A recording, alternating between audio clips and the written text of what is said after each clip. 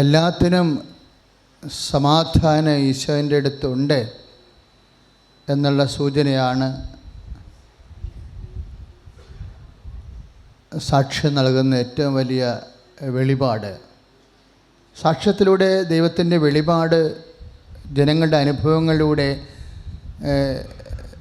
നിൻ്റെ ജീവിതത്തിൽ ഇടപെടുന്ന ദൈവത്തിൻ്റെ അനുകമ്പയാർന്ന മനസ്സ് നമുക്ക് വെളിപ്പെട്ട് കിട്ടുകയാണ്. ഇപ്പോൾ ITIയുടെ സാക്ഷ്യം പറഞ്ഞ ഒരു മകനില്ലേ, സാമ്പത്തികമായ കടങ്ങളിൽ അകപ്പെട്ടു എന്ന് പറഞ്ഞില്ലേ. അപ്പോൾ അദ്ദേഹത്തിന് ഉടമ്പടിക്കാലം കഴിയുമ്പോൾ, ഉടമ്പടിക്കാലം എന്ന് വെച്ചാൽ ഫസ്റ്റ് ഘട്ടം,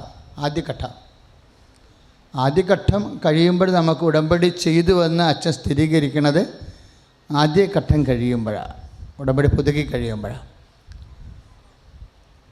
അപ്പോൾ അതുകൊണ്ടാണ് അദ്ദേഹത്തിന് പെട്ടെന്ന് മെസ്സേജ് ആകണത് ആ വിഷയത്തിൽ. അദ്ദേഹത്തെ പറഞ്ഞ് നിങ്ങളുടെ മൊത്തം ബിസിനസ് എല്ലാം സ്റ്റോപ്പ് ചെയ്തിട്ട് കളം മാറാൻ പറഞ്ഞിരിക്കുകയാണ്. കഴിഞ്ഞ വർഷം മെയ് മാസമാണ് ഞാൻ ഉടമ്പടി എടുത്തത്. ഉടമ്പടി എടുക്കുവാനായിട്ടുള്ള കാരണം സാമ്പത്തികമായിട്ട് പെട്ടെന്നൊരു തകർച്ചയുണ്ടായി. ബിസിനസ് ഡിജിറ്റൽ മാർക്കറ്റിംഗ് ആയിരുന്നു. ഭയങ്കരമായിട്ട് സാമ്പത്തിക തകർച്ചയുണ്ടായപ്പോൾ മാനുഷികമായ പല രീതികളും ഞാൻ ശ്രമിച്ചു നോക്കി, നടന്നില്ല. വീണ്ടും ബിസിനസ് തകരുന്നതാണ് കണ്ടത്. അങ്ങനെയാണ് കൃപാസനത്തെ പറ്റി കേൾക്കുകയും ഞാനും കുടുംബമായി വന്ന് കൃപാസനത്തിൽ ഉടമ്പടി എടുക്കുകയും ചെയ്തു. ഉടമ്പടി എടുത്തു കഴിഞ്ഞാൽ ഉടനടി അനുഭവം എന്ന് വിചാരിച്ച വ്യക്തിയാണ് ഞാൻ. പോയി കഴിഞ്ഞപ്പോൾ ആ 3 മാസവും എനിക്ക് വീണ്ടും പ്രശ്നങ്ങൾ വന്നുകൊണ്ടിരുന്നു. പക്ഷേ ദൈവം എന്നെ രൂപാന്തരപ്പെടുത്തുകയായിരുന്നു. കാരണം സമാധാനമായിട്ട് ജീവിക്കുവാനും ക്ഷമയോടുകൂടി കാര്യങ്ങൾ കാണുവാനും ഞാൻ പഠിച്ചത് ഈ 3 മാസമായിരുന്നു. ആ 3 മാസം കഴിഞ്ഞ് അച്ഛനെ കാണാനായിട്ട് എനിക്ക് അവസരം കിട്ടി. അപ്പോൾ അച്ഛനോട് ഞാൻ പറഞ്ഞു, അച്ഛാ എന്ത് ചെയ്യണമെന്ന് എനിക്കറിയില്ല. ഈ ബിസിനസ് തന്നെ തുടരണമോ അതോ വേറെ എന്തെങ്കിലും ചെയ്യണമോ? അച്ഛൻ എനിക്ക് വേണ്ടി മെസ്സേജ് എടുത്തു. അച്ഛൻ മെസ്സേജ് എടുക്കുമ്പോൾ ഈ ക്രൂശിത രൂപത്തിൻ്റെ കാൽക്കൽ എന്നോട് വീണ് പ്രാർത്ഥിക്കാൻ എന്നോട് പറഞ്ഞു. ആ സമയത്ത് വലിയൊരു ഭാരം എൻ്റെ തലയിലേക്ക് കടന്നു വരുന്ന പോലെ, കർത്താവിൻ്റെ മുഴുവൻ ഭാരവും എന്നിലേക്ക് വരുന്ന പോലെ എനിക്ക് ഒരു അനുഭവം ഉണ്ടായി. ഞാൻ തിരിച്ചു വന്നപ്പോൾ അച്ഛൻ പറഞ്ഞു, നീ ഇവിടെ നിൽക്കണ്ട, എത്രയും പെട്ടെന്ന് പുറത്ത് പോയിക്കോളാൻ പറഞ്ഞു. ഏതെങ്കിലും വിദേശ രാജ്യങ്ങളിൽ പോവുക, തീർച്ചയായും നല്ല ഒരു ജോലി അമ്മ നിനക്ക് തരുമെന്ന് പറയുന്നു. അങ്ങനെ കുറച്ച് ദിവസങ്ങളൂടി കഴിഞ്ഞു. ഞാൻ കാത്തിരുന്നു, എങ്ങനെ പോകണം, എവിടേക്ക് പോകണം, ഏത് വഴിയാണ് തിരഞ്ഞെടുക്കേണ്ടതൊന്നും എനിക്കറിയില്ലായിരുന്നു. ഞാനിങ്ങനെ പ്രാർത്ഥിച്ചുകൊണ്ടിരുന്നു. പക്ഷേ ആ സമയങ്ങളിലെല്ലാം എൻ്റെ കുടുംബത്തിലെ കാര്യങ്ങളെല്ലാം കൃത്യമായി അമ്മ നടത്തിക്കൊണ്ടിരുന്നു. പ്രാർത്ഥനയിൽ ഞാൻ ഒട്ടും തെറ്റിച്ചില്ല. പ്രഭാതത്തിൽ 5:30 തന്നെ പ്രത്യക്ഷീകരണ പ്രാർത്ഥന ഞാൻ ആത്മാർത്ഥമായി തന്നെ ചൊല്ലി പ്രാർത്ഥിച്ചു. അങ്ങനെ അച്ഛനോട് വീണ്ടും ഒന്ന് കാണണം എന്ന് ഞാൻ വിചാരിച്ചിരുന്ന സമയത്ത് അച്ഛൻ എന്നോട് പറയുന്ന പോലെ തന്നെ ധ്യാനത്തിൽ പ്രസംഗിച്ചു. ഒരു പ്രാവശ്യം ഉടമ്പടി എടുത്ത് അമ്മയെ ഭരമേൽപ്പിച്ചിട്ടുണ്ടെങ്കിൽ പിന്നെ തിരിഞ്ഞു നോക്കേണ്ട കാര്യമില്ല. കാലതാമസമൊക്കെ നേരിട്ടാലും നല്ലതിന് വേണ്ടിയിട്ടാണ്. ദൈവം തീർച്ചയായും അത് നടത്തിത്തരുമെന്നുള്ള വിശ്വാസം ഞാൻ മുന്നോട്ട് പോയി. അങ്ങനെ കഴിഞ്ഞ ഡിസംബറിൽ ഞാൻ ഖത്തറിലേക്ക് ഒരു വിസിറ്റിന്, ഒരു 30 ദിവസത്തെ വിസിറ്റ് വിസയ്ക്ക് പോകാൻ തീരുമാനിച്ചു. ഖത്തറിൽ എനിക്ക് ആരും ഉണ്ടായിരുന്നില്ല. പലരും ചോദിച്ചു, അവിടെ ആരെങ്കിലും കാണില്ലേ, എങ്ങനെ താമസിക്കും? ഞാൻ വിശ്വസിച്ചു, തീർച്ചയായും അമ്മ നടത്തി തരും. അങ്ങനെ ഞാൻ എയർപോർട്ടിൽ ഇറങ്ങി. അവിടെ ഓൺലൈനിൽ തന്നെ ഞാൻ ചെക്ക് ചെയ്ത് റൂം കണ്ടുപിടിച്ചു. ഒരു 15 മുസ്ലിം സഹോദരങ്ങളായിരുന്നു ആ റൂമിൽ. എനിക്കറിയില്ലായിരുന്നു അവിടെ എങ്ങനെയാണ് താമസിക്കുക എന്നൊക്കെ. പക്ഷേ വളരെ നല്ല സൗകര്യം അമ്മ എനിക്ക് മുമ്പേ ഒരുക്കി തന്നു. വളരെ സ്നേഹമുള്ള സഹോദരങ്ങളായിരുന്നു. രാവിലെ അവരെല്ലാവരും നിസ്കരിക്കാൻ 5:30 എണീക്കുമ്പോൾ ഞാൻ 5:30 അടുക്കളയിലിരുന്ന് മെഴുകുതിരി കത്തിച്ച് പ്രത്യക്ഷീകരണ പ്രാർത്ഥന ചൊല്ലി.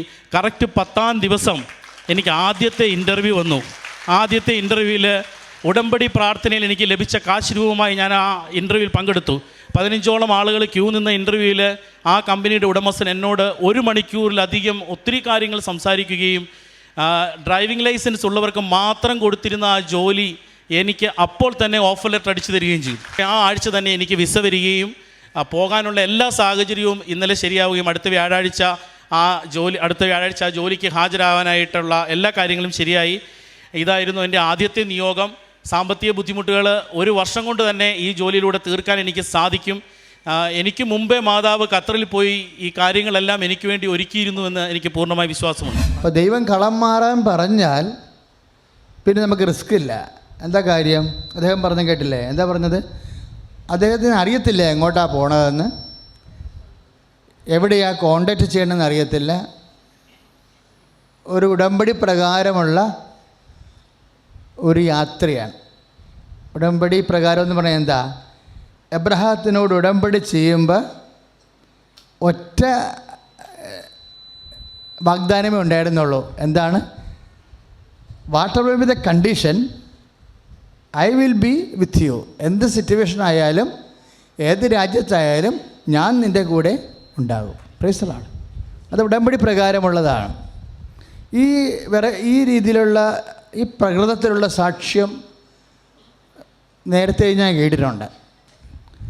പക്ഷേ ദൈവം അങ്ങനെ സമ്മർദ്ദം ചെയ്തിട്ട് അദ്ദേഹത്തിന് അമ്മ നേരത്തെ പോയി ആ വിഷയമെല്ലാം സെറ്റ് ചെയ്ത് അദ്ദേഹത്തെ പുനഃസ്ഥാപിക്കാൻ നമ്മൾ കാണുന്നുണ്ട്.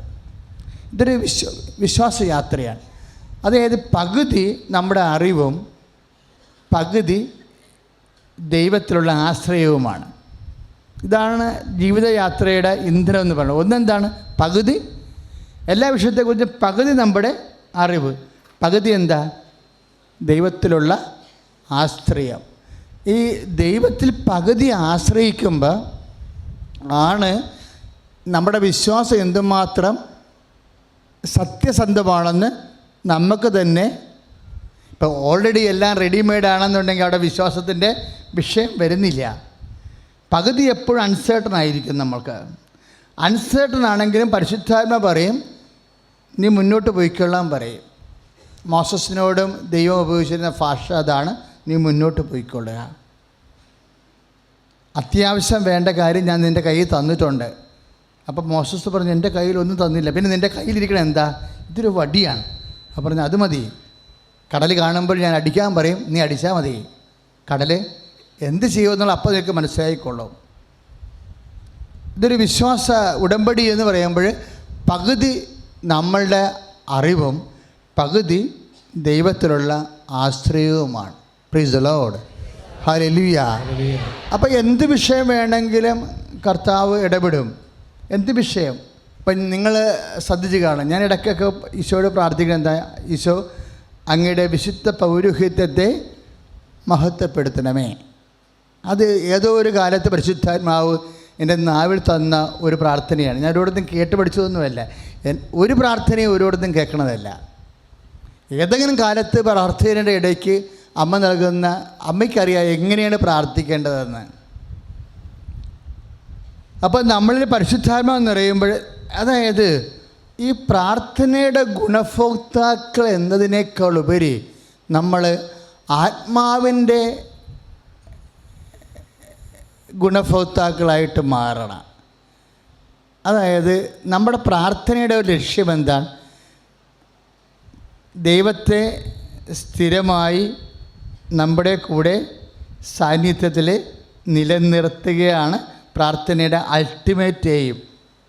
Price the Lord.